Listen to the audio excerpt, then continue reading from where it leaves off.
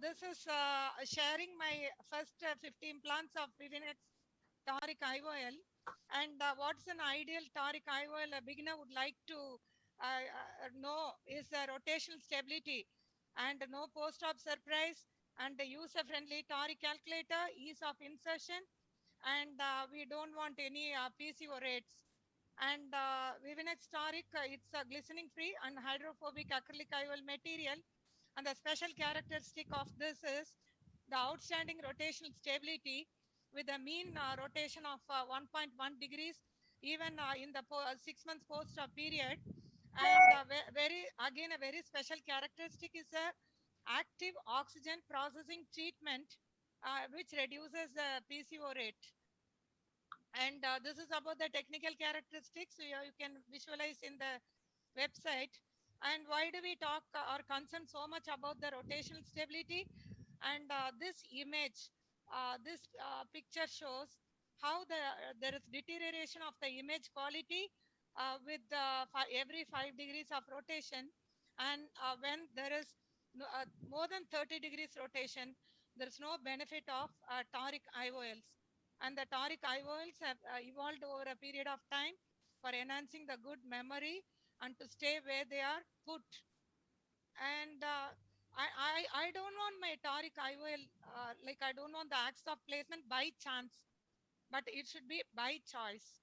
And it should remain where I placed it 1 hour or 1 day or 1 week or a month or an year, whatever, so that patient is happy and the surgeon is also happy. So any suboptimal axis alignment lands up in suboptimal outcomes. And this is a study which proves that the greatest degree of misalignment in the postoperative period occurs within 1 hour after surgery. That is where we need to watch out. And this is another study done on Vivinex rotational stability, where 103 eyes were implanted with the Hoya Vivinex, and the greatest degree of post-op rotation occurred within 1 hour.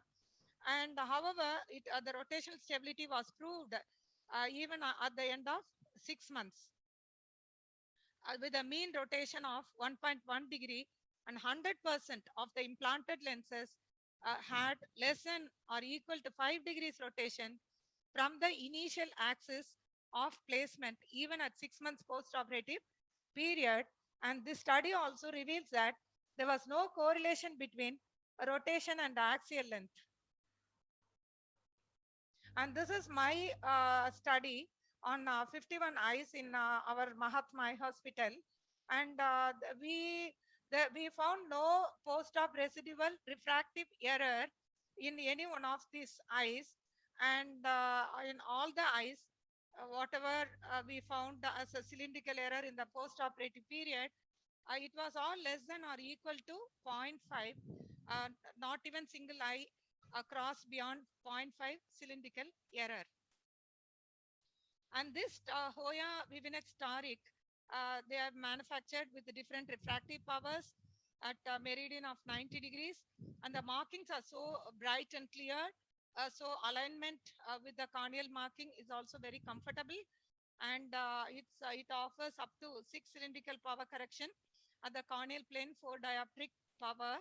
And the superiority of this toric IOL, I have enjoyed that even in low torics, there are no post-operative surprises, and it's taking into account the posterior corneal astigmatism, their toric calculator. And these are my 4 eyes out of those 51 eyes where I had pre-op magnitude of astigmatism, all the eyes less than 0.5 diopters. And these are the IOL powers I used. And all the patients had 6 nil glasses without any post-op surprises. Preoperatively, based on my keratometric values, I take a decision on toric IOL implants using the Hoya toric online calculator, which would suggest my toric model. Especially, this is beneficial when I wanted to use low toric models. And now already a previous speaker has spoken a bit about this, but I could be reinforcing what he said. The fact what all of us need to know is the keratometric index is used upon the assumption that the corneal thickness profile is uniform across the cornea, but that is not so. The next diagram shows in reality the cornea is thicker in the vertical plane than in the horizontal direction, making the posterior cornea more against the rule astigmatism than when we calculate just using the anterior corneal curvature and the keratometry index. So the total corneal astigmatism is a combination of posterior and anterior corneal astigmatism. It's just not taking into account the anterior corneal surface. And many patients with anterior visceral astigmatism at the time of cataract surgery, they have got converted into against the rule astigmatism. Therefore, overall total corneal astigmatism is less than actually what it is if the anterior corneal astigmatism alone is taken into consideration. This is again reinforced by the study conducted by Koch et al. And the astigmatism contributed by the posterior cornea is though it's approximately 0.30 diopter, it ranges from 0.01 to 1 diopter. But this needs to be correlated very well, and we don't know which patient has what, as most of us use the keratometers, which measure only the anterior corneal astigmatism. However, many toric calculators use an approximation method based upon the constant ratio as by the Gaussian optic, where the ratio is for anterior and posterior surface. It doesn't take into account the customized posterior corneal astigmatism at all. And then once the posterior corneal astigmatism, the low toric model, the rotational stability is all well understood and the concern addressed, the next concern is what will happen in large eyes. With large eyes, with the high axial length and large capsular bags, is it going to rotate in the post-operative period? After a year, is the patient going to come back with some reduced quality of the image and all that? But in my series, this is 1 month post-op among the 51 eyes, the 7 eyes above 24 millimeters of axial length of this IOL powers. The maximum axial length was 25.72. And all the patients, 1 month post-op, the 6 nil glasses and happy patient. And there was no, the rotation. I just used the guidance of the gratings in the slit lamp to measure the rotational stability. I understood there are better softwares to be more precise on that. And the posterior corneal astigmatism, the key consideration is addressed and the rotational stability is addressed. Now the formula and the calculation device, how good the toric calculator is going to be in addressing all the issues. This is a very user-friendly and a very simple calculator wherein we use Hoya Toric online calculator not only for preoperatively to decide on the toric, whether I have to opt for a toric IOL or not, and what model, especially in the low torics, then we proceed on to counseling the patients. And the beauty of this is the Abulafia-Koch regression formula. It is default in the off position, but we need to switch it on, especially if we are using only the anterior corneal astigmatism for the IOL power calculation. If we feed in the data of the Scheimpflug imaging, then I think we can switch it off where the posterior corneal astigmatism as well is given. And then we feed the flat case, and then it automatically calculates the steep case 90 degrees apart. And we feed the surgeon-induced astigmatism.